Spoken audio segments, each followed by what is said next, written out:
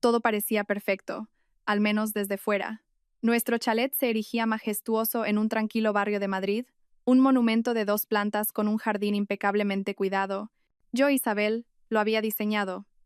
Yo también lo había pagado, cuota a cuota, con mis bonus anuales y el sueldo que acumulaba como directora senior en una multinacional. Cada rincón de esta casa era la materialización de mi esfuerzo, de las noches interminables frente al portátil, de las reuniones agotadoras que consumían mi energía. Era el pequeño paraíso que había construido para nosotros dos. Mi marido Javier era un hombre encantador. Su sonrisa era cálida, su voz suave. Gestionaba una pequeña cafetería de especialidad que, según él, estaba empezando a despegar. Nunca me importó que sus ingresos fueran muy inferiores a los míos. Para mí, el amor no se medía con las cifras de una cuenta bancaria. Por eso, con total sinceridad, le di capital para su negocio, le di acceso a varias de mis cuentas para gastos operativos y jamás conté lo que le había dado. Confiaba en él. La confianza era el cimiento de este paraíso que había levantado. Aquella noche, llegué a casa más tarde de lo habitual. Acababan de aprobar un gran proyecto y todo el equipo lo celebró con una cena. Abrí la puerta con mi juego de llaves de repuesto, intentando no hacer ruido. La luz del salón era tenue, iluminada solo por el resplandor del televisor encendido sin sonido. Vi a Javier dormido en el sofá. Su móvil descansaba sobre su pecho, todavía encendido. Sonreí. Mi cansancio se disipó un poco al verlo. Me acerqué, con la intención de despertarlo para que se fuera a la cama. Pero justo cuando mi mano iba a tocar su hombro, mis ojos captaron algo en la pantalla de su teléfono. Una notificación de mensaje apareció en la parte superior. El remitente era Valeria, acompañado de un emoji de corazón rojo. Mi corazón pareció detenerse por un segundo. ¿Valeria? ¿Quién era Valeria? Que yo supiera. No había ninguna Valeria entre sus socios o amigos que hubiera mencionado. Mis manos empezaron a temblar. La sospecha que había reprimido durante tanto tiempo, considerándola solo un susurro de mi agotamiento, ahora se arrastraba hacia arriba como una serpiente venenosa. Era cierto que Javier había cambiado en las últimas semanas. A menudo recibía llamadas en el balcón, hablando en susurros ininteligibles. Cuando le preguntaba quién era, la respuesta era siempre la misma. Un socio, cariño. Hablando de planes para expandir la cafetería. También llegaba tarde a casa con frecuencia, con la excusa de reunirse con proveedores o gestionar permisos. Yo, demasiado ocupada con mi trabajo, simplemente asentía, confiando.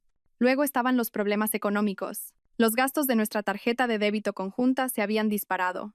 Había muchas transacciones pequeñas en cafeterías caras, boutiques de ropa femenina y joyerías que nunca habíamos visitado juntos. Cuando le mostré el extracto, se rió. Es para agasajar a clientes importantes, cariño. A veces, hay que gastar un poco más para cerrar un gran acuerdo. Su excusa sonaba razonable, y no quería parecer una esposa celosa y controladora, así que me callé.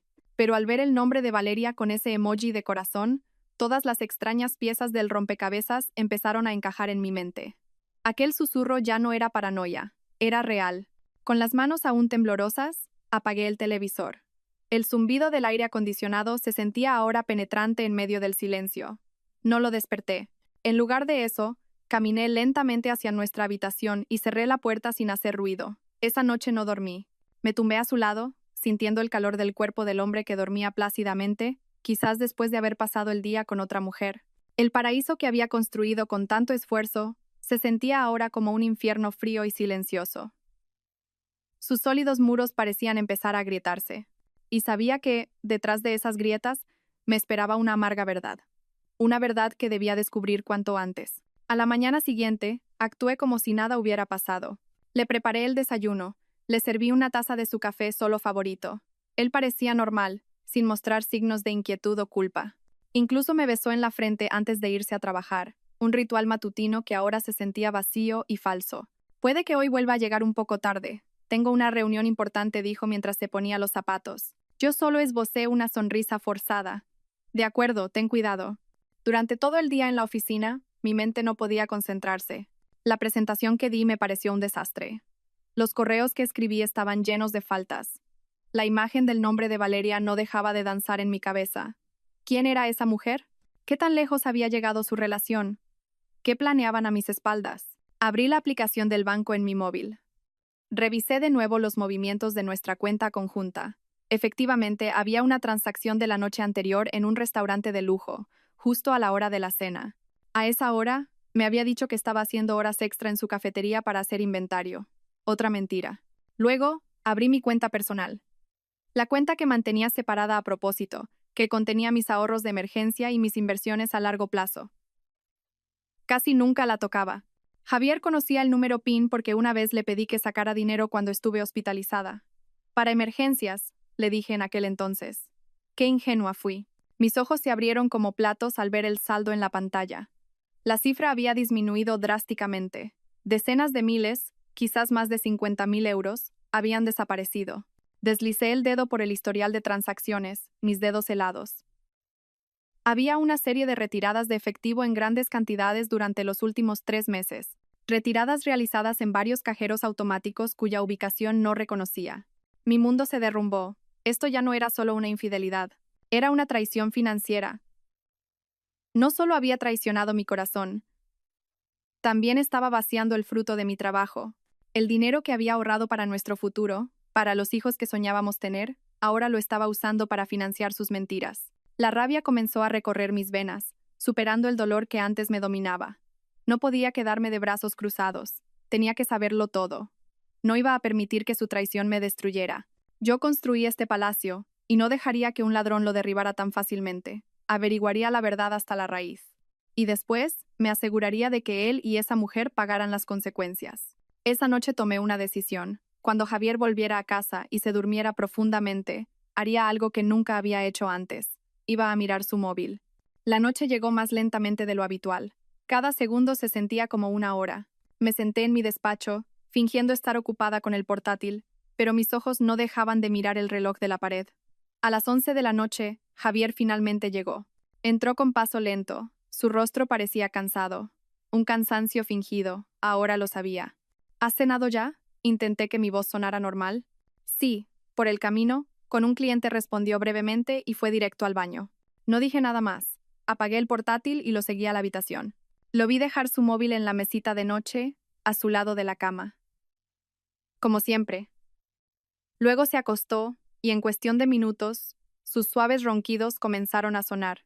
Dormía tan profundamente, sin ninguna carga, como si el mundo fuera suyo y pudiera hacer lo que quisiera sin consecuencias. Mi corazón latía con fuerza, bombeando sangre por todo mi cuerpo hasta que mis oídos zumbaban. Había llegado el momento. Esperé una media hora más, asegurándome de que estuviera completamente dormido. Luego, con un movimiento extremadamente lento, me levanté de la cama. Cada pequeño crujido del parqué de madera sonaba como un trueno en mis oídos. Me paré a su lado de la cama, mirando el rostro del hombre que había compartido mi vida durante 5 años. El rostro que una vez me dio paz, ahora me parecía extraño y lleno de engaño. Extendí la mano y cogí su móvil. El frío objeto se sentía pesado en mi palma. Volví al despacho, cerrando la puerta suavemente. Me senté en la silla, respirando hondo para calmarme. Ahora venía la parte más difícil. La contraseña. Probé mi fecha de nacimiento. Fallo. Su fecha de nacimiento.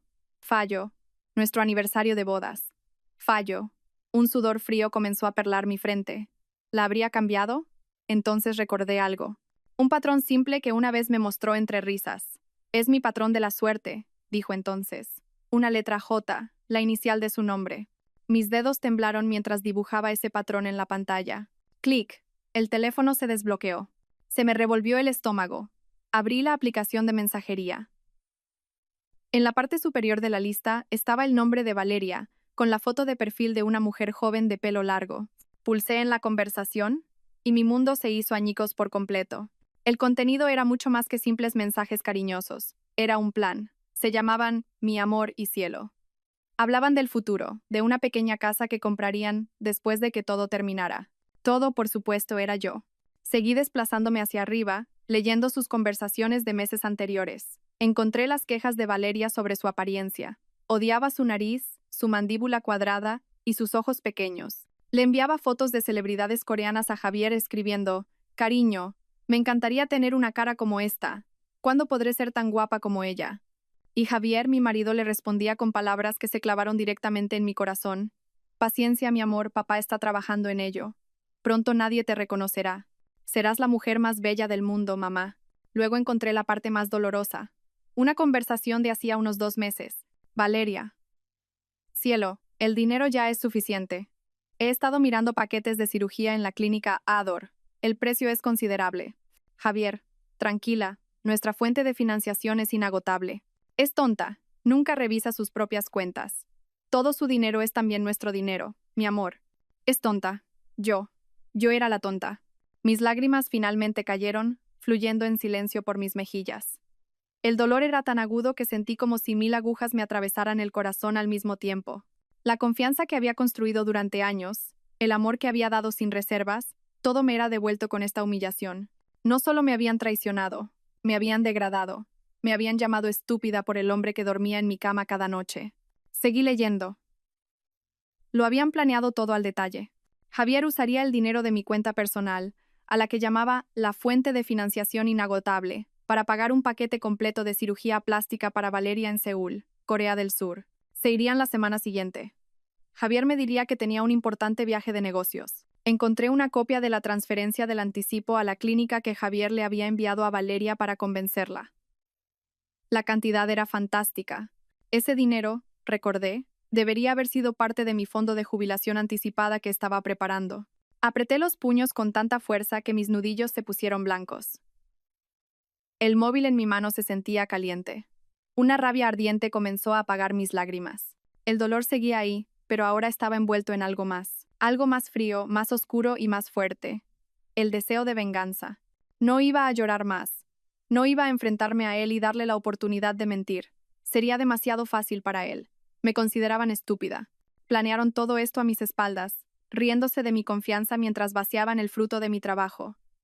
Muy bien, si querían jugar, yo jugaría con ellos. Con cuidado, fotografié todas las conversaciones importantes con mi propio móvil. El comprobante de la transferencia, su plan de viaje, sus palabras de desprecio. Guardé todas las pruebas. Luego, volví a colocar el móvil de Javier en la mesita de noche, exactamente en la misma posición. Regresé a la cama y me acosté de espaldas a él. La cama se sentía inmensa y helada. No dormí. Mis ojos miraban fijamente la oscuridad, pero mi mente trabajaba con una claridad asombrosa. Un plan comenzó a formarse en mi cabeza, un escenario mucho más cruel que un simple divorcio. Querían ir a Seúl para cumplir su sueño. Bien, los dejaría ir. Incluso los acompañaría hasta las puertas de su propio infierno.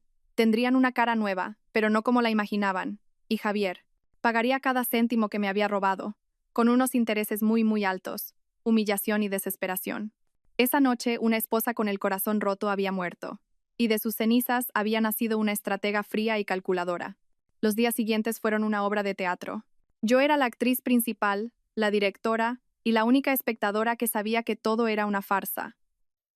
Sonreía a Javier, le preparaba el desayuno y lo acompañaba a la puerta como si mi corazón no estuviera hecho pedazos. Él, mi coprotagonista, interpretaba su papel de marido fiel de forma muy convincente, sin darse cuenta de que su público ya conocía el trágico final. Ese mediodía, durante la pausa para comer, no fui a la cafetería de la oficina como de costumbre. Conduje hasta la sucursal de mi banco, el lugar donde guardaba mi cuenta de ahorros personal, la que consideraba la caja fuerte de mi futuro. Necesitaba verlo físicamente, en papel, no solo como cifras digitales en una pantalla que podían estar equivocadas. Necesitaba la prueba tangible de esta traición. El aire dentro del banco era frío. Cogí un número y me senté en una de las cómodas sillas de espera, pero mi corazón estaba inquieto. Cuando llamaron mi número, caminé hacia el mostrador de atención al cliente con paso firme. Una joven con un pulcro uniforme me recibió con una sonrisa. «Buenos días, señora Isabel. ¿En qué puedo ayudarla?» «Buenos días. Quería solicitar un extracto de mi cuenta de ahorros de los últimos 6 meses. Por favor», dije. Mi voz tembló ligeramente. Le entregué mi cartilla y mi DNI. La mujer asintió y empezó a teclear en su ordenador. Podía oír el suave zumbido de la impresora. Cada hoja de papel que salía parecía una sentencia dictada sobre mi matrimonio. Unos minutos después, me entregó varias hojas grapadas. «Aquí tiene, señora. Sus transacciones desde marzo hasta hoy». Le di las gracias y volví a la silla de espera. No lo abrí de inmediato. Respiré hondo, intentando prepararme. Luego, con manos que se sentían rígidas, empecé a examinar la primera hoja. Todo parecía normal en marzo y abril. Solo ingresos de mi sueldo y algunas pequeñas inversiones. Pasé a la siguiente hoja. Mayo. Ahí es donde empezó todo. Una retirada de efectivo de 2.000 euros. Una semana después, 3.000 euros. Luego 1.000. continuamente, con un patrón irregular, como si estuviera hecho a propósito para no llamar la atención si se miraba de pasada. Las cantidades variaban, pero el total me revolvía el estómago. Seguí revisando hoja por hoja. Junio, julio, agosto. Las retiradas se hicieron más frecuentes y de mayor cuantía. El total, calculando a grandes rasgos, superaba los 50.000 euros. Dinero que había reunido gota a gota de mis bonus, de proyectos paralelos en los que trabajaba hasta altas horas de la noche. Dinero que planeaba usar para la entrada de una casa más grande, o para la educación de nuestros futuros hijos. Todo se había desvanecido, canalizado a la cuenta de una mujer que no conocía, para un sueño de belleza construido sobre mi sufrimiento. Se me calentaron los ojos, pero contuve las lágrimas. No debía parecer débil. Doblé los papeles cuidadosamente, los metí en mi bolso y salí del banco con la cabeza bien alta. La prueba física estaba en mis manos. Ahora era el momento de la segunda fase de mi farsa, la confrontación fingida. Esa noche, cociné el plato favorito de Javier, un solomillo al punto. Puse la mesa con velas, creando una atmósfera romántica y falsa. Cuando llegó a casa, pareció sorprendido y contento. «Vaya, ¿qué celebramos, cariño?», preguntó, abrazándome por la espalda. Su abrazo se sentía frío y repugnante. «Nada. Solo quería una cena agradable con mi marido», respondí, forzando la sonrisa más dulce que pude. Comimos en silencio al principio, acompañados solo por la suave música de un altavoz. Cuando terminamos el plato principal, comencé mi actuación. Lo miré con una expresión lo más preocupada posible. «Cariño», le llamé suavemente. «¿Sí?», me miró, todavía masticando. «No quiero estropear el ambiente, pero hay algo que me ha estado preocupando todo el día». Dejó el tenedor. Su expresión se volvió seria. «¿Qué pasa? ¿Problemas en la oficina?», negué con la cabeza. «No, es sobre nuestras finanzas. Esta tarde vi por casualidad el saldo de mi cuenta de ahorros personal, la del fondo de emergencia, y parece que ha disminuido bastante». Pronuncié la frase con un tono dubitativo, como si tuviera miedo de equivocarme y acusarlo. Vi un cambio sutil en sus ojos, un destello de pánico que inmediatamente ocultó tras una expresión tranquila. Carraspeó y luego sonrió levemente, una sonrisa diseñada para tranquilizar. «Ah», eso dijo despreocupadamente. «La verdad es que no quería decírtelo todavía. Se suponía que era una sorpresa». Puse cara de confusión. «¿Una sorpresa?». «¿Qué sorpresa, Javier?». Se levantó de su silla, se acercó a mí y se arrodilló a mi lado. Tomó mis manos y las apretó con fuerza. Sus ojos me miraron fijamente, una mirada llena de amor falso que había ensayado a la perfección. «Cariño, escúchame. Durante todo este tiempo me he sentido inútil. Tú trabajas muy duro por nosotros, mientras que mi negocio apenas avanza. Quería darte algo más, para nuestro futuro». Me quedé en silencio, dejándole continuar con el drama que había preparado.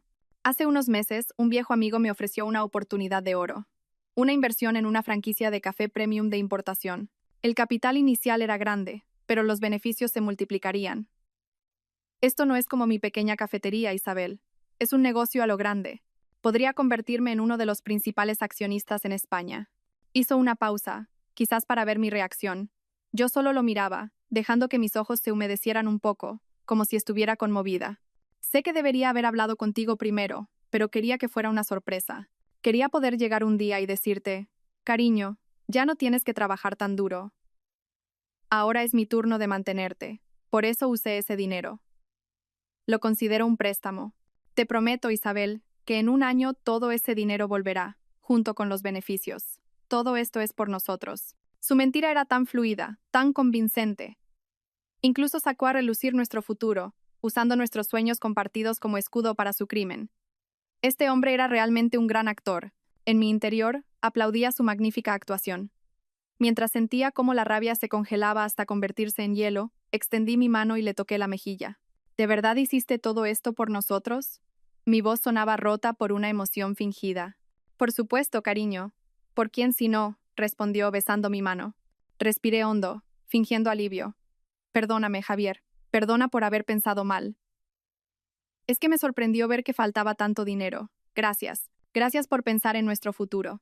Lo abracé. Mientras mi cabeza descansaba en su hombro, mis ojos miraban la pared vacía con una frialdad glacial. Él me devolvió el abrazo con fuerza, probablemente aliviado de que su mentira hubiera funcionado. No sabía que este no era el abrazo de una esposa que confía, sino el de un verdugo midiendo el cuello de su víctima. La farsa de esa noche fue un éxito rotundo. Ahora se sentía seguro, convencido de que yo seguía siendo la Isabel tonta e ingenua. Continuaría con su plan sin la menor sospecha. Y yo. Yo lo dejaría caminar directamente hacia la trampa que le había preparado.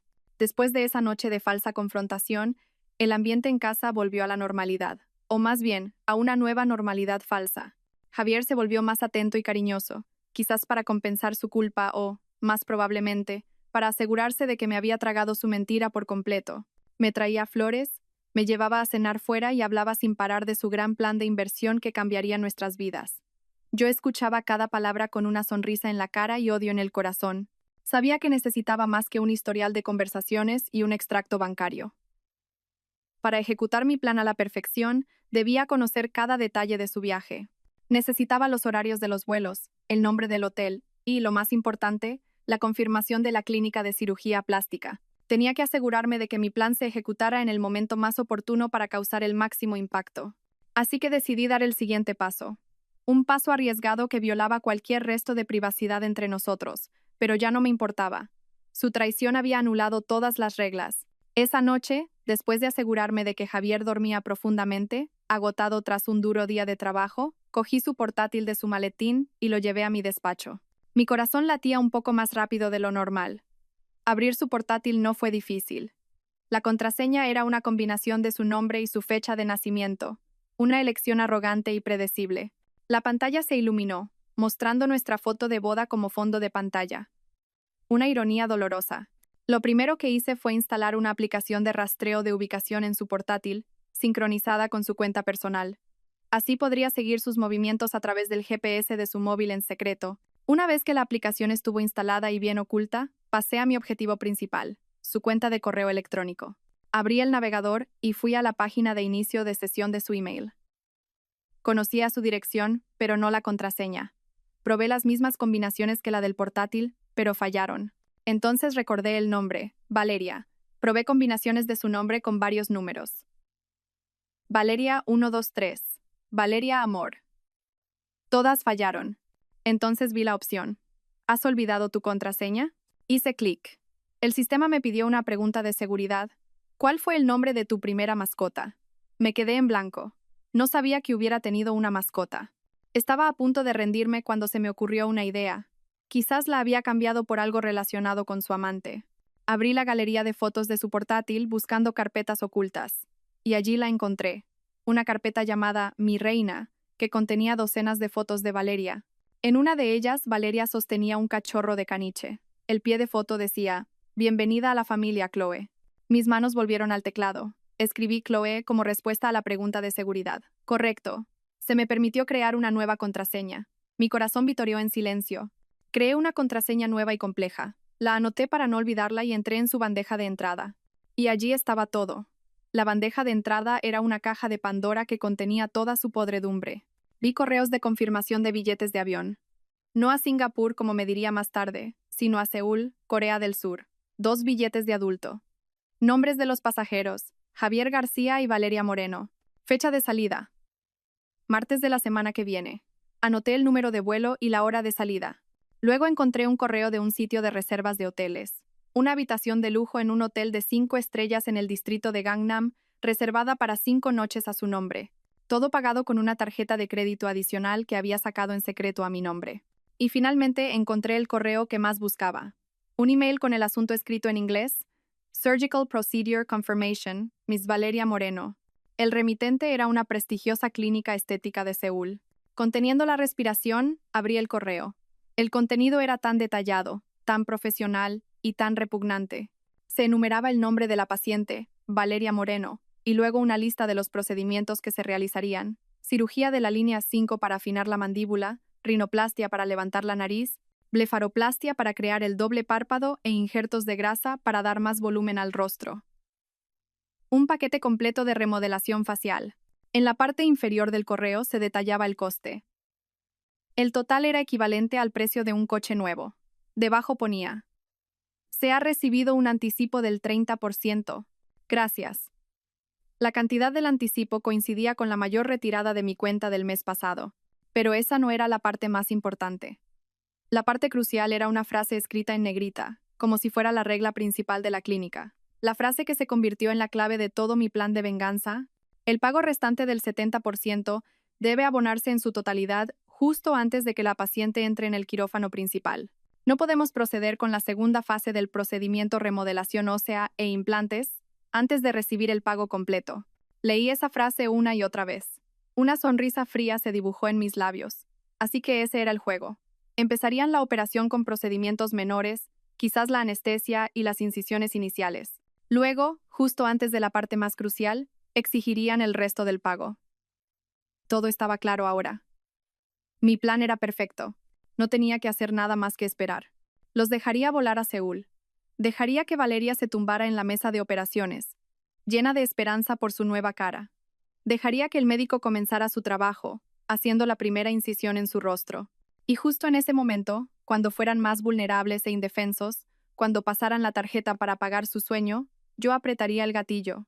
Imprimí todos esos correos, añadiéndolos a mi pila de pruebas. Borré el historial de navegación de su portátil, eliminé mis huellas y lo devolví a su maletín. Volví a la habitación y miré la espalda de mi marido dormido. Estaría soñando con su futuro junto a otra mujer.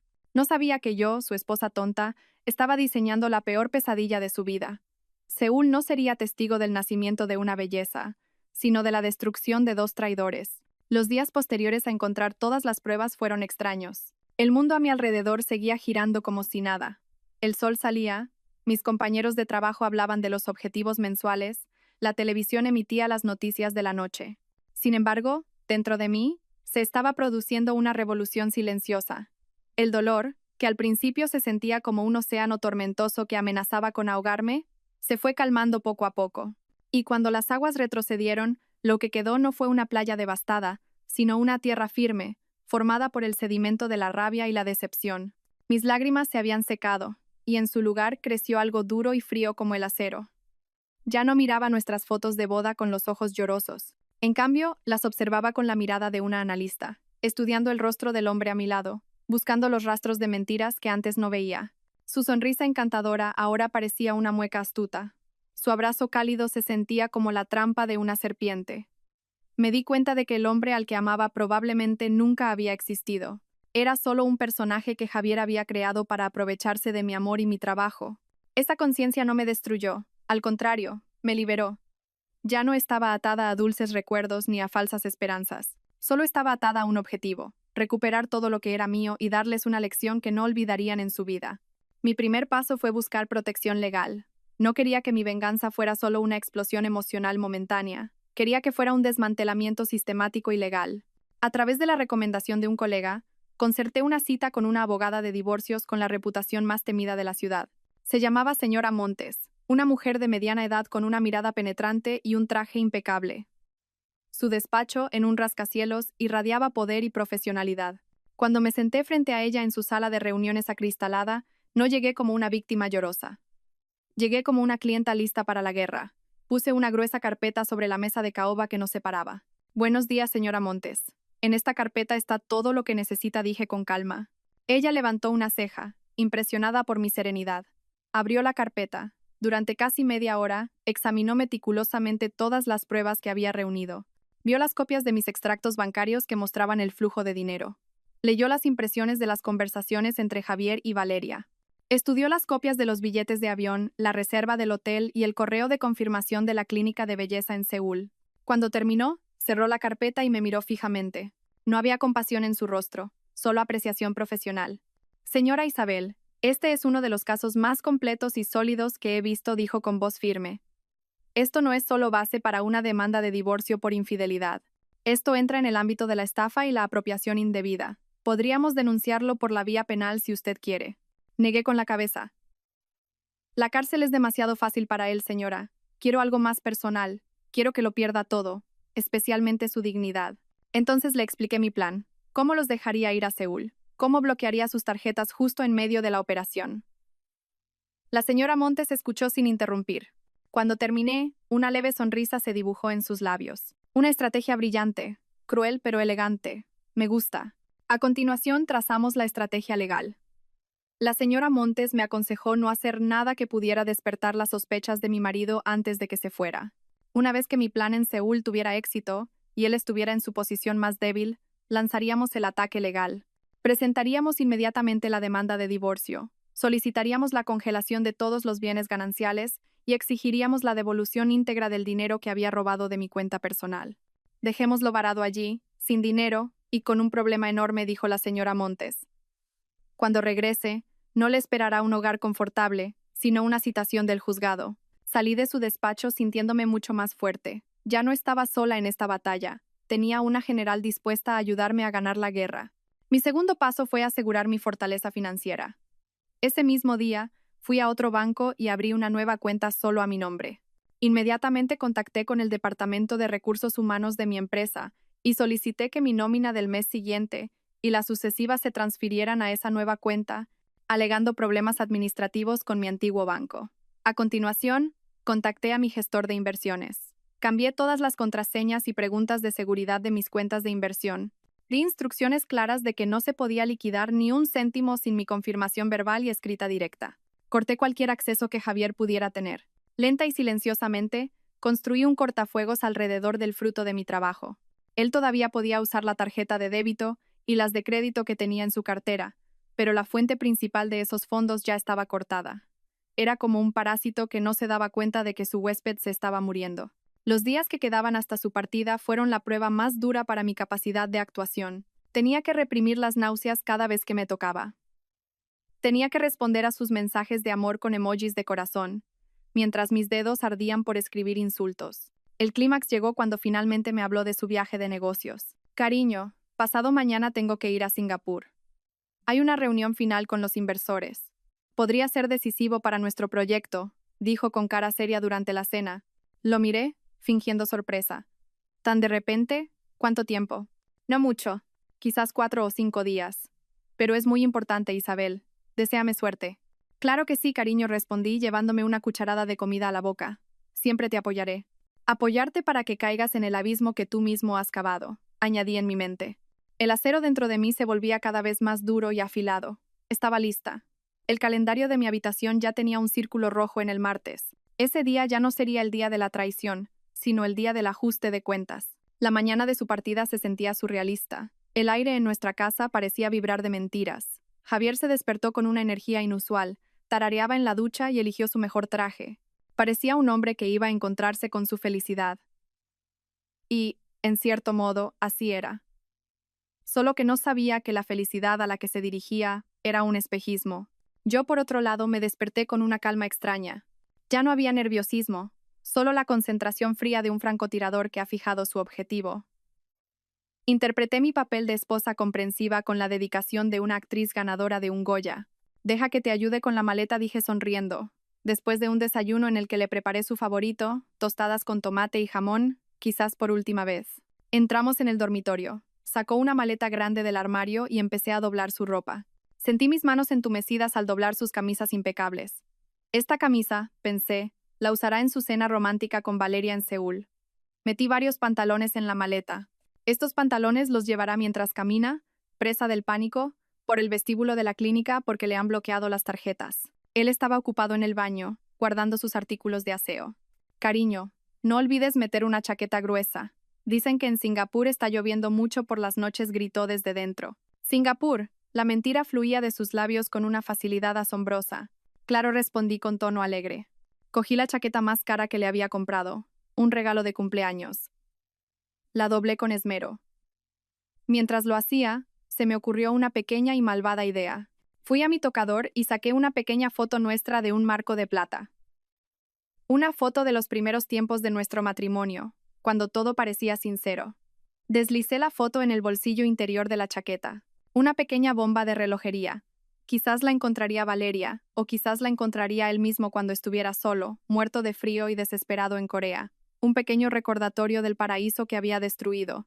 ¿Casi listo?, preguntó al salir del baño, su perfume llenando la habitación. Sí, solo falta cerrarla, respondí sonriendo. Echó un vistazo rápido al contenido de la maleta y asintió, satisfecho. No se dio cuenta de que mi mirada lo seguía, analizando cada uno de sus movimientos, grabándolos en mi memoria como la última escena de un capítulo de mi vida que estaba a punto de cerrar a la fuerza. El tiempo pasó rápido. El taxi que había pedido ya esperaba fuera. Era la hora, la escena de la despedida. Nos quedamos en el umbral. Me atrajo hacia sí en un abrazo que se sintió vacío y frío, a pesar del calor de su cuerpo. Me voy ya, cariño, cuídate mucho. Volveré pronto con buenas noticias. Le devolví el abrazo, dándole suaves palmaditas en la espalda. Ten cuidado en el viaje, Javier. Rompió el abrazo y me miró. Tomó mi cara entre sus manos, sus pulgares acariciando mis mejillas. No me eches mucho de menos, ¿eh? Dijo sonriendo. Esa sonrisa, la que una vez me enamoró, ahora me daba náuseas. Forcé una sonrisa de vuelta. Claro que te echaré de menos. Vuelve pronto. Entonces me besó en la frente. Un beso de despedida que se sintió como el sello de la traición. Después, se dio la vuelta, arrastró su maleta hacia el taxi y se fue sin mirar atrás. Me quedé en la puerta, viéndolo meter la maleta en el maletero y subir al coche. Agité la mano mientras el coche se alejaba, manteniendo la sonrisa hasta que desapareció en la esquina. Y entonces, cuando me quedé sola, algo sucedió. La máscara que había llevado durante semanas se hizo añicos. Mi sonrisa se desvaneció. Mi espalda, antes ligeramente encorvada, se enderezó. La expresión suave de mis ojos se transformó en un destello agudo. Cerré la puerta lentamente, y el clic de la cerradura sonó como el redoble de un tambor de guerra. No hubo lágrimas ni un momento para lamentarme. Pasé directamente al modo de ejecución. Fui rápidamente a mi despacho y encendí mi portátil. Lo primero que hice fue abrir la aplicación de rastreo que había instalado. Un punto azul, que indicaba la ubicación de Javier, se movía rápidamente por el mapa hacia el aeropuerto. El plan marchaba sobre ruedas. A continuación, abrí la página web de la aerolínea e introduje el número de vuelo a Seúl que me sabía de memoria. El estado era en hora. Miré la hora de llegada al aeropuerto internacional de Incheon.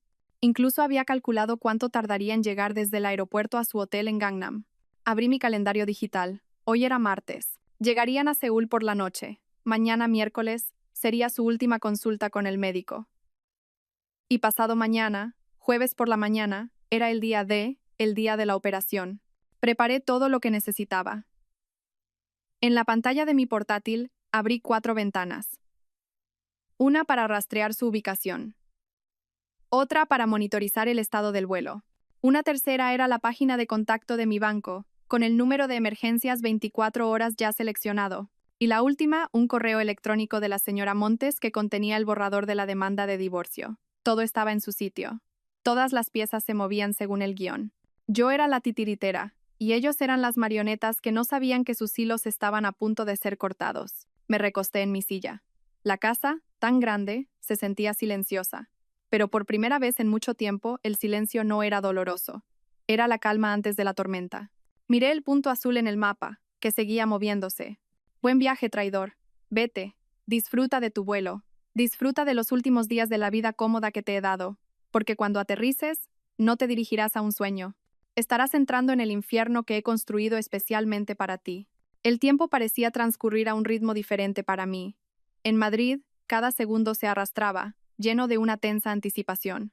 Mientras tanto, para ellos en Seúl, estaba segura de que el tiempo volaba, acercándolos cada vez más al día del juicio, que ellos consideraban su renacimiento. El martes por la noche no dormí. Con una taza de café solo a mi lado, me senté frente al portátil, con los ojos pegados a la pantalla. Seguí su rastro digital como un depredador acechando a su presa. Vi cómo el icono de su avión aterrizaba de forma segura en el aeropuerto internacional de Incheon. Imaginé el frío aire nocturno de Corea dándoles la bienvenida, en contraste con el infierno ardiente que les esperaba. La aplicación de rastreo mostró entonces su movimiento. Un largo viaje en taxi a través del brillante paisaje urbano de Seúl, deteniéndose finalmente en un punto en el corazón de Gangnam. Abrí otra ventana del navegador y busqué el nombre de su hotel. Un hotel de lujo con reseñas de 5 estrellas. Vi fotos de sus amplias habitaciones, sus impresionantes vistas. Todo ello comprado con mi dinero, con mi sudor. Un odio frío volvió a hervir dentro de mí, fortaleciendo mi determinación. El miércoles fue el día más extraño. Tuve que ir a trabajar, seguir mi rutina como si mi vida fuera normal. Dirigí reuniones, respondí a decenas de correos electrónicos y discutí estrategias de marketing con mi equipo. Pero una parte de mí no estaba en esa sala de reuniones. Estaba a miles de kilómetros de distancia, en una ciudad extranjera. Entre tareas, seguía monitorizándolos. El punto azul en el mapa apenas se movió, solo se desplazó ligeramente por la zona de Gangnam. Por su agenda, sabía que hoy era el día de la consulta final.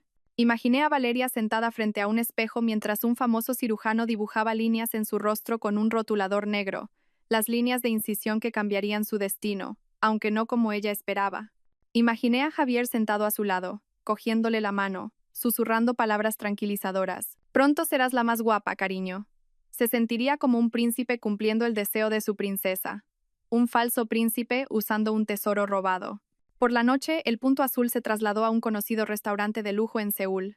Debían de estar celebrando la última noche de Valeria con su antiguo rostro. Una última cena antes de la ejecución. Miré la pantalla, sin sentir nada más que un frío vacío. Los celos habían muerto hacía mucho tiempo. Solo quedaba el desprecio por su estupidez, por su arrogancia al sentirse intocables. Y entonces llegó el jueves. El día D me había pedido el día libre.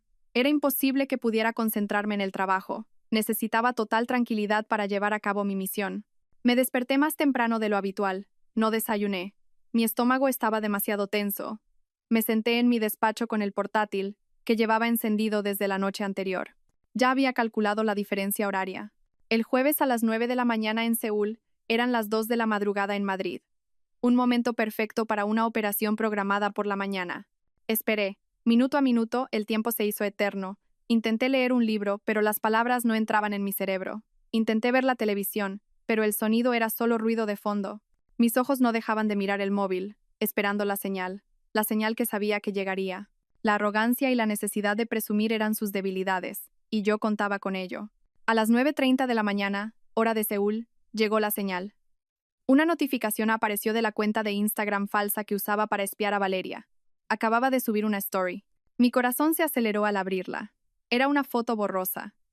La mano de Valeria, con las uñas pintadas de rosa, mostraba una pulsera de paciente con escritura coreana.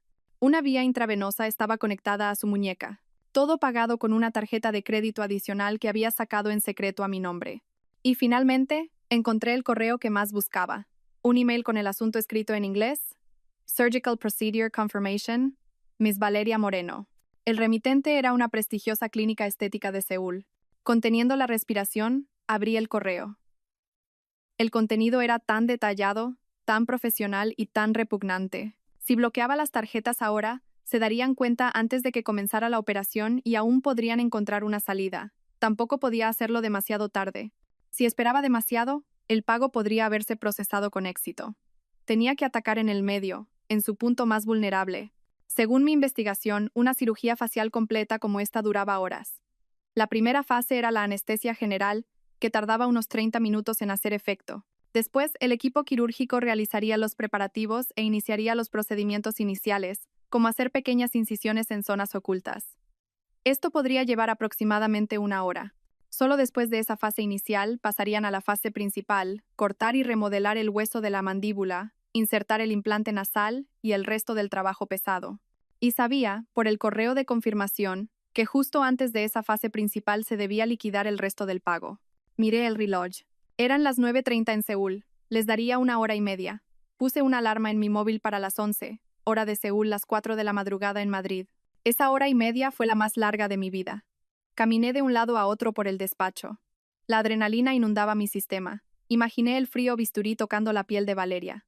Imaginé a Javier sentado arrogantemente en la sala de espera, leyendo una revista o jugando con el móvil, sin saber que una tormenta financiera estaba a punto de golpearlo. Entonces, sonó la alarma de mi móvil. Su agudo sonido rompió el silencio de la casa. Había llegado la hora. Con unas manos que extrañamente no temblaban en absoluto, cogí el móvil. Salí de todas las aplicaciones. Abrí mis contactos. Mi dedo se detuvo sobre el nombre que había preparado. Banco Emergencia 24 Hora. Respiré una última vez. El acero dentro de mí se había forjado en una espada afilada. Pulsé el botón de llamar. De fondo se veía una manta de hospital de color azul claro, y sobre la foto había escrito en un tono alegre: Wish me luck, a punto de ser una nueva yo. Mil gracias a mi papi más querido, Javier. Haces todos mis sueños realidad, Hort. Ahí estaba, la confirmación final. Ya estaba en la clínica, preparada en la cama de operaciones. El cebo había sido mordido. Respiré hondo. Ahora venía la parte más crucial, el timing. No podía hacerlo demasiado pronto. Creo que me acaban de robar la cartera. El operador al otro lado cambió inmediatamente su tono a uno más serio y tranquilizador. De acuerdo, señora Isabel, tranquilícese. ¿Podría darme su nombre completo y fecha de nacimiento para verificar su identidad? Le di todos los datos que me pidió, incluido el primer apellido de mi madre. Una vez verificados los datos, continuó. Bien, señora Isabel, ¿podría contarme qué ha pasado? ¿Cuándo y dónde se dio cuenta de que había perdido sus tarjetas? No estoy segura, dije, haciendo que mi voz temblara. Estaba fuera y, cuando fui a pagar, mi cartera ya no estaba en el bolso. Todas mis tarjetas estaban ahí. Tengo mucho miedo de que las usen.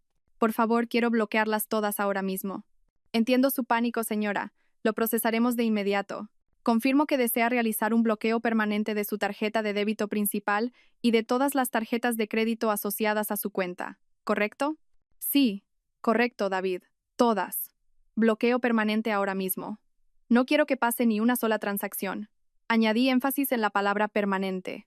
No quería dejarle ninguna posibilidad de volver a intentarlo más tarde. De acuerdo, señora. Espere un momento, por favor. Su solicitud está siendo procesada. Ya está. Efectivo. A partir de este segundo, todas las tarjetas a su nombre, Isabel, están bloqueadas permanentemente y no pueden ser utilizadas para ninguna transacción. Para solicitar nuevas tarjetas, puede visitar su sucursal más cercana. Gracias, David. Muchas gracias, dije, soltando un suspiro de alivio fingido. De nada, señora. Mantenga la calma. Sus fondos están seguros con nosotros. Colgué el teléfono. Hecho. La bomba había sido lanzada. Ahora solo tenía que esperar la explosión a miles de kilómetros de distancia. En una lujosa sala de espera privada en Gangnam, Seúl, Javier sorbía un café gratuito proporcionado por la clínica. Se sentía en la cima del mundo.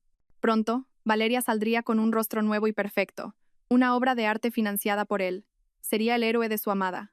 Sonrió, satisfecho. Una enfermera de rostro amable se le acercó, haciendo una educada reverencia.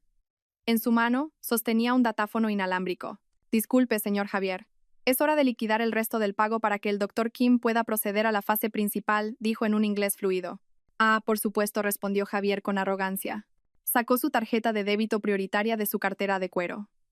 Era su tarjeta estrella, la del límite ilimitado que conectaba directamente con la caja fuerte de Isabel. Se la entregó a la enfermera con un gesto despreocupado. La enfermera insertó la tarjeta en el datáfono y se lo devolvió a Javier para que introdujera el PIN. Javier tecleó los números con confianza. La máquina emitió un sonido mientras procesaba. Luego, un pitido diferente y un texto rojo apareció en la pequeña pantalla. Transacción denegada. Javier frunció el ceño. Qué raro. Quizás sea un problema de conexión. Inténtelo de nuevo. La enfermera asintió y lo intentó una vez más. El mismo resultado. Transacción denegada. La sonrisa educada en el rostro de la enfermera comenzó a tensarse. Disculpe, señor, parece que hay un problema con su tarjeta. ¿Tiene otra? La confianza de Javier comenzó a flaquear. Un ligero pánico empezó a invadirlo. Imposible. Esta tarjeta nunca ha tenido problemas. Pruebe con el pago sin contacto. La enfermera acercó la tarjeta al datáfono. El resultado fue el mismo. Tarjeta rechazada. Lo siento, señor. No podemos intentarlo más. Es el sistema de su banco el que la rechaza, dijo la enfermera, su tono ahora más firme. Según el protocolo, necesitamos el pago completo ahora. Un sudor frío comenzó a mojar la frente de Javier. Sacó la tarjeta de crédito adicional que tenía. Lo intentó. Rechazada. Probó con todas las tarjetas de su cartera, sabiendo que el saldo no sería suficiente para pagar una cantidad tan grande. Todas rechazadas. El pánico se apoderó de él por completo. Dentro, Valeria yacía inconsciente bajo las luces del quirófano, su rostro probablemente ya con incisiones, y él aquí fuera no podía pagar.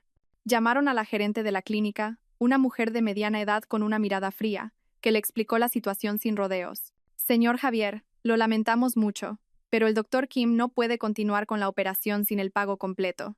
Nuestro equipo terminará lo que ya ha empezado lo mejor que pueda para asegurar que la condición de la paciente sea estable, pero no realizaremos ningún procedimiento de remodelación ósea o inserción de implantes. La operación se detiene. El mundo de Javier se vino abajo. Pero no pueden hacer eso.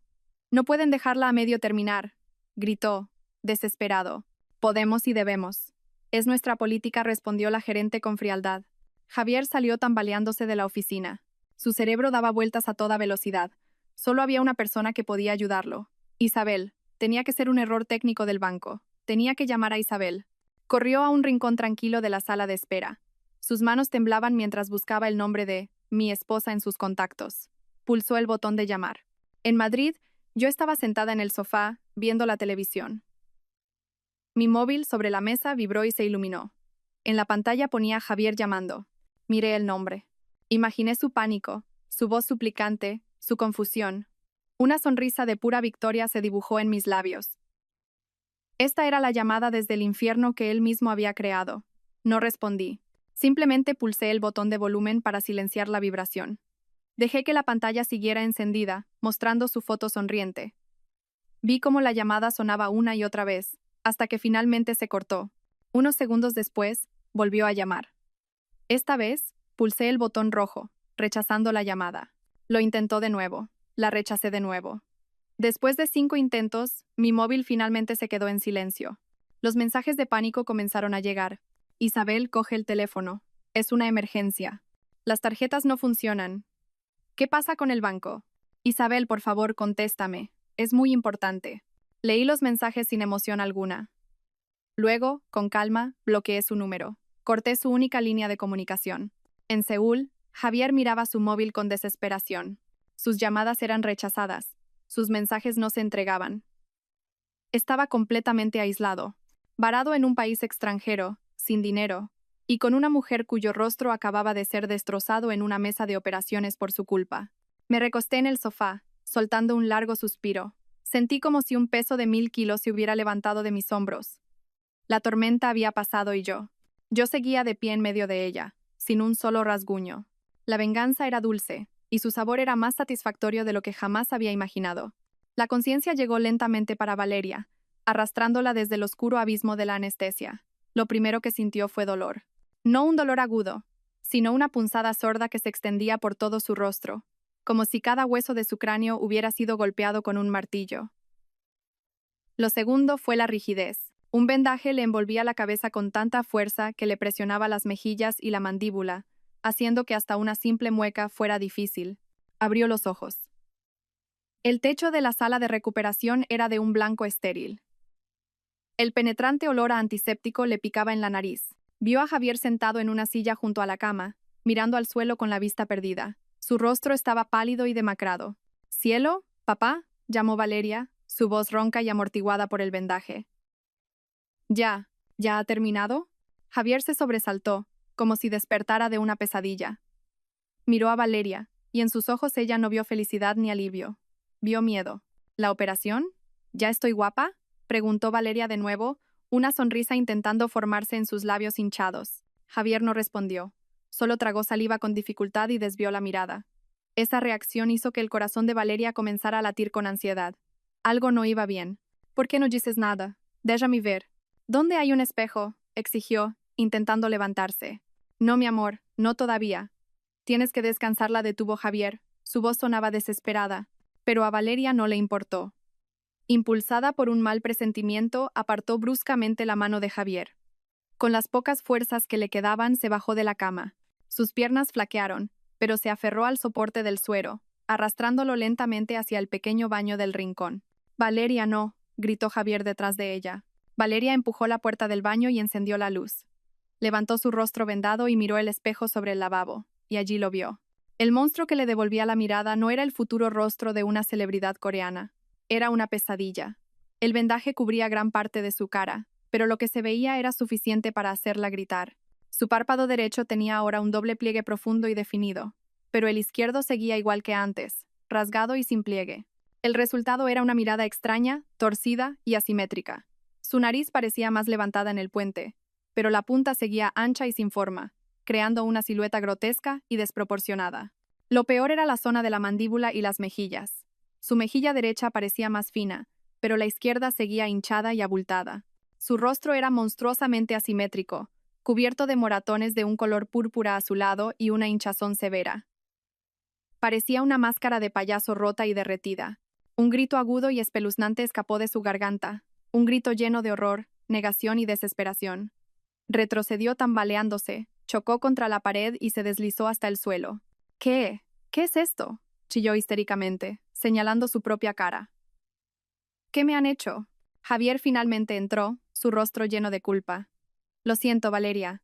Lo siento. ¿Qué ha pasado?». Con voz entrecortada, Javier le contó todo.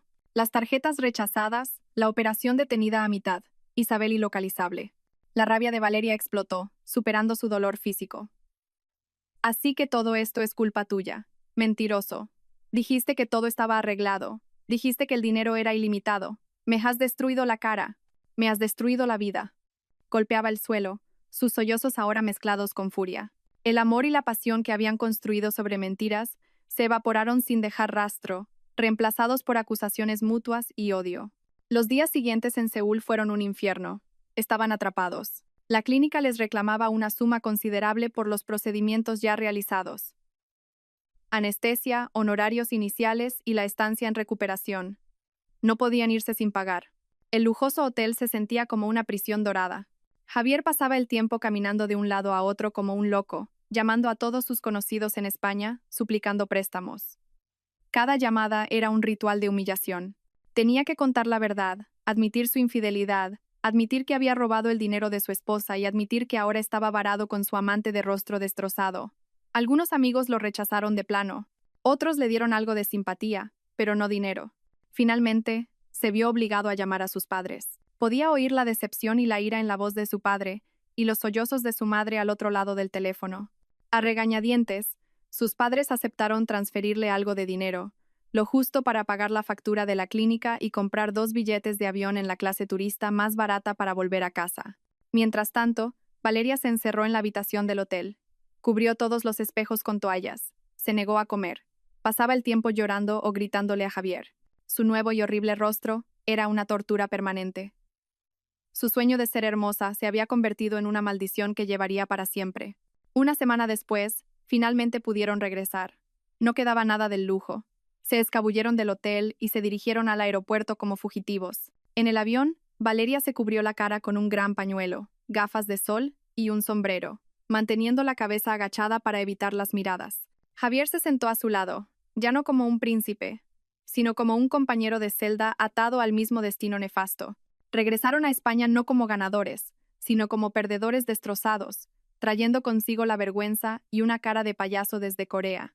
Mientras su pequeño infierno ardía en Seúl, en Madrid, yo sentía una paz que no había experimentado en mucho tiempo. La mañana después de bloquear el número de Javier, me desperté con la luz del sol entrando por la ventana, no con una alarma. Por primera vez en meses, dormí profundamente, sin pesadillas. Fui al jardín trasero, el que una vez diseñé para que lo disfrutáramos juntos. Regué mis rosales. El aire de la mañana era fresco y el canto de los pájaros sonaba melodioso. En medio de esa tranquilidad tomé una decisión. Ya no era nuestra casa, era mi casa. Ese mismo día llamé a la señora Montes. Buenos días, señora. Estoy lista. Podemos presentar la demanda ahora. Buenas noticias, Isabel respondió su voz firme. Los documentos ya están en mis manos. Lo procesaré hoy mismo. Los siguientes pasos fueron rápidos y eficientes.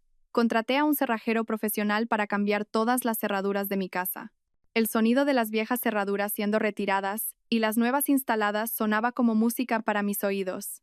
Era el sonido de la reclamación, de la recuperación de un territorio que era mío por derecho. Luego comencé la purga.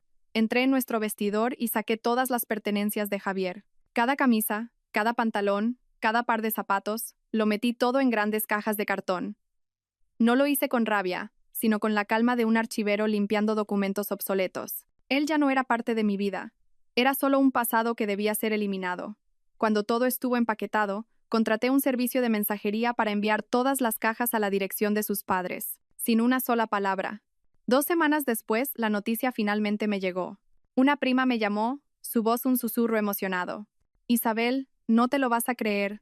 ¿Has oído lo de Javier? Fingí ignorancia. ¿No? ¿Qué pasa? Y la historia fluyó. Cómo Javier y una mujer desconocida habían regresado de Corea en un estado lamentable. Cómo Javier estaba pidiendo dinero prestado a todo el mundo con excusas vergonzosas. Y lo más sonado, el rostro de su amante. El cotilleo se extendió como la pólvora, diciendo que su cara estaba terriblemente dañada, extraña, deforme, como un payaso. La cafetería de Javier también había cerrado, abandonada porque su reputación estaba por los suelos y ya no tenía capital. Escuché todo con una expresión neutra. Ah, vaya, fue mi único comentario. No sentí una explosión de alegría. Lo que sentí fue una satisfacción tranquila. La justicia había encontrado su propio camino. Unos días después de su vergonzoso regreso, sonó el interfono de la puerta de mi casa. Miré por la cámara de seguridad. Allí estaba un hombre que parecía 10 años mayor. Estaba delgado, su rostro demacrado, su ropa arrugada. Era Javier. Pulsé el botón para responder. ¿Qué quieres?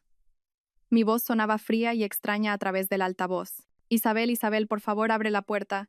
Necesito hablar. Su voz sonaba ronca y desesperada. No hay nada de qué hablar. Todos nuestros asuntos se tratan ahora a través de nuestros abogados. Por favor, Isabel, lo siento. Sé que me equivoqué. Estoy destrozado, Isabel. Por favor, dame una segunda oportunidad. Empezó a llorar.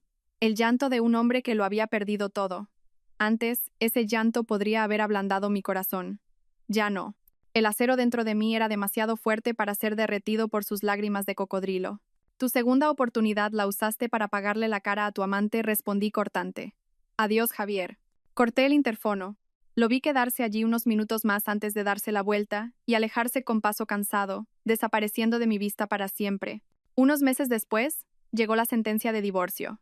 El tribunal concedió todas mis demandas. La propiedad de la casa era enteramente mía, y se obligaba a Javier a devolver todo el dinero que había tomado de mi cuenta personal. Sabía que nunca podría pagarlo, pero la sentencia fue una victoria simbólica. Esa noche invité a mis amigos más cercanos a cenar a mi casa.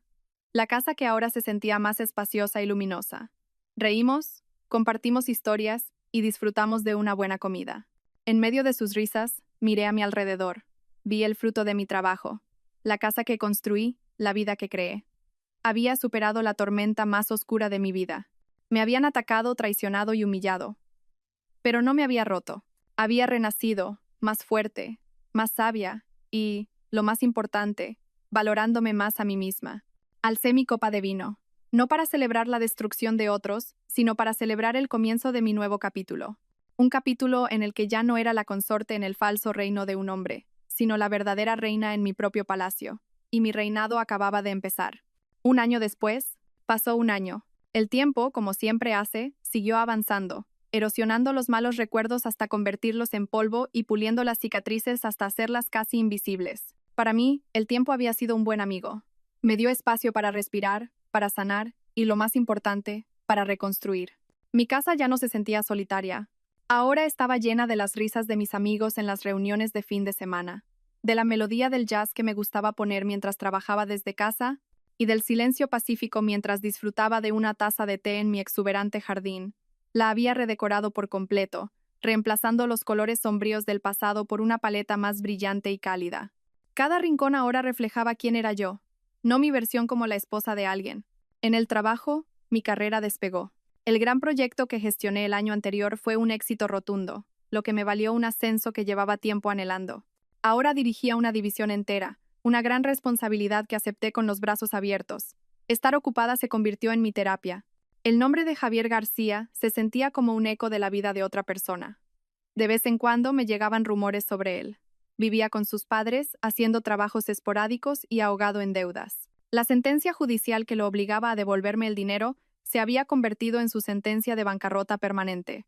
Se había convertido en un cuento con moraleja entre nuestros antiguos amigos, una historia de codicia y caída. Pero esa historia ya no me afectaba. Un sábado por la tarde, estaba en una gran farmacia dentro de un concurrido centro comercial.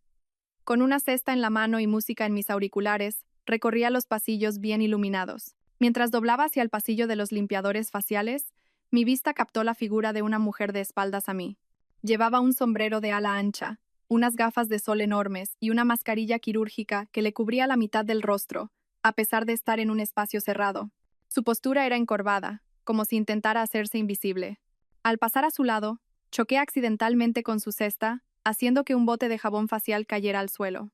Oh, lo siento mucho, dije por reflejo, quitándome un auricular. Me agaché para recoger el bote. La mujer también se agachó. No pasa nada, ha sido culpa mía. Su voz era un susurro apenas audible. Fue entonces cuando nuestras manos se rozaron al intentar coger el mismo objeto. Un toque breve que se sintió como una descarga estática. La mujer retiró la mano rápidamente, y al levantar la cabeza por la sorpresa, sus gafas de sol se deslizaron un poco por su nariz. Nuestros ojos se encontraron por una fracción de segundo, pero fue más que suficiente. Mi corazón pareció detenerse. Reconocí esos ojos. Los mismos que había visto en docenas de fotos en el móvil de mi exmarido. Los mismos que ahora me miraban con un miedo y una vergüenza inmensos. Era Valeria. Parecía muy diferente a sus fotos llenas de confianza. Estaba más delgada, su pelo, antes espléndido, ahora parecía apagado. Pero lo más impactante fue lo que pude ver de su rostro no cubierto. Una fina cicatriz era visible en la comisura de su ojo, resultado de una incisión imperfecta. La piel alrededor de su mandíbula parecía irregular, ligeramente ondulada, un recordatorio permanente del procedimiento interrumpido. Su rostro, que antes al menos parecía normal, ahora llevaba las huellas permanentes de un desastre. Mi sorpresa inicial se disipó rápidamente. Esperé una oleada de rabia, o quizás una pizca de victoria maliciosa, pero extrañamente no llegó nada. No sentí nada, ni odio, ni satisfacción. Solo un vacío, como si estuviera mirando a una extraña con mala suerte. Ella se ajustó rápidamente las gafas. Su rostro estaba pálido de pánico. Debió de reconocerme. Abrió la boca, quizás para decir algo, pero no salió ningún sonido. Tartamudeó, y luego, con un movimiento rápido, cogió el bote de mi mano, lo lanzó a su cesta y se marchó a toda prisa, casi corriendo, desapareciendo al final del pasillo. Me quedé allí de pie, petrificada por un momento. Un encuentro que nunca había imaginado. Un encuentro que resultó ser mucho menos dramático de lo que podría haber pensado. Me enderecé, respiré hondo y me volví a poner el auricular. Seguí con mis compras como si nada hubiera pasado, pero mientras caminaba hacia la caja, reflexioné sobre lo sucedido. La venganza es un fuego. Una vez, ese fuego ardió en mi corazón, dándome la fuerza para levantarme de las cenizas. Lo usé para forjar la espada de mi justicia, pero después de que la espada cumpliera su propósito, me di cuenta de que seguir llevando una espada afilada solo me agotaría y me heriría a mí misma. Mi verdadera victoria no fue cuando oí que la tarjeta era rechazada, ni cuando supe que habían vuelto humillados. Mi verdadera victoria fue en este momento. En este pasillo de farmacia, cuando miré directamente a la encarnación de la traición de mi pasado, y no sentí nada más que paz, cuando me di cuenta de que mi fuerza ya no provenía del fuego de la venganza, sino de la serenidad de mi corazón. Pagué mis compras y salí del centro comercial. El aire del atardecer me recibió. Entré en mi coche y, antes de arrancar, me tomé un momento. Cerré los ojos. El eco del pasado finalmente se había desvanecido por completo, reemplazado por la tranquila melodía de mi presente. Arranqué el motor. No puse música. Simplemente abrí las ventanillas, dejando que el viento me despeinara. Empecé a conducir, no para huir del pasado, sino para avanzar tranquilamente hacia el mañana, hacia los nuevos capítulos que yo misma escribiría, con la tinta de mi felicidad y mi libertad. Yo era la reina, y mi reino era la paz de mi propio corazón.